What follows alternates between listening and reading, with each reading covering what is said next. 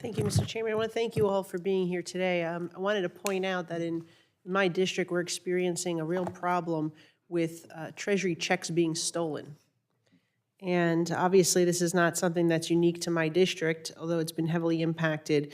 As you've mentioned, the GAO estimates a total of $162 billion in improper payments in fiscal year 2025 and more than $2.8 trillion since 2003. So you have the issue of improper payments, and then you have those of the fraudsters and the folks that are actually physically stealing these checks, washing them, reissuing them, and cashing them. And in my district alone, we've had roughly 400 constituent cases of stolen federal checks that total $5.4 million. So this is a big issue, right? If we multiply that by all the members and the senators in this body, you're talking about a substantial amount of money. And I would love to hear from any of you on what you think could be a viable solution. Obviously, moving people to direct deposit is one thing we're looking at. The president did issue an executive order. We recently passed legislation out of the House to require IRS to reissue payments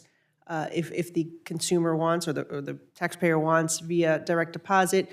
Maybe tracking checks so we know what point these checks are being stolen.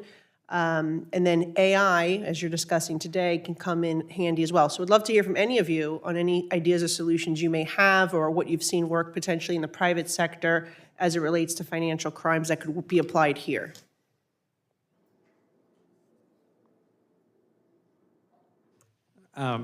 So I don't have an answer for the direct question of what do you do about washing checks, Congresswoman, but I appreciate the question. Within how do you, so we're talking about really fraud, because fraud is where you get into the point of someone's purposely trying to defraud the government, which is what this is about. Analytics certainly and AI could certainly help this by tracking the actual payment beyond just the check, making sure that the individual is actually receiving it, providing some sort of methodology to check back. Those are types of things that the private sector uses that can then be repurposed potentially for the government. It is not an area that we have looked into, though, at GAO. Okay. Mr. Chilson?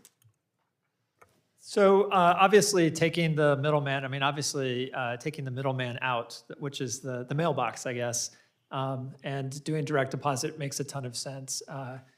It's not really an AI approach. It is obviously an established technology, but there you're relying on the commercial sector, which does have a lot of capabilities to identify, when electronic payments are working and when they're not.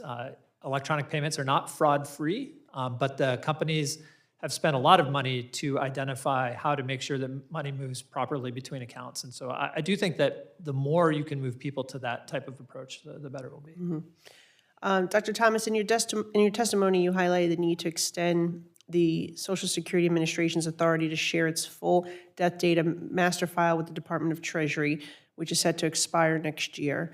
And I would like to know your thoughts on how much this has recovered, how successful it's been. It's my understanding it's about $31 million in payments. And can you highlight any other multi-agency data sharing that needs to take place? I would love to, but I want to make sure I give you exact information. So if you don't mind, I'll get back to you on that. Okay, no problem. And then one more question for you. What is the most significant barrier stopping the federal government from implementing these advanced AI technologies to eliminate waste, fraud, and abuse? Yeah, so I think there's two areas that I want to particularly highlight, and this is one of the biggest questions out there. And the first one I think we've already talked about quite a bit, which is just the partitioning of data, trying to make sure that data is available to the anti-fraud community so that we can track people across the different parts of the government and track the information so that it can actually be used for large types of analytic models. The second is actually just as important and probably needs to happen before the first, which is a foundational data that is validated, that shows these are actual indicators of fraud or improper payments. We can't get into a habit of marking something that is not fraud and making a guess at it. We do actually need to go through the entire process with the IGs to make sure that something has actually been validated and put that into kind of a gold standard data set. That is going to produce the best outcome for our analytical tools. Thank you.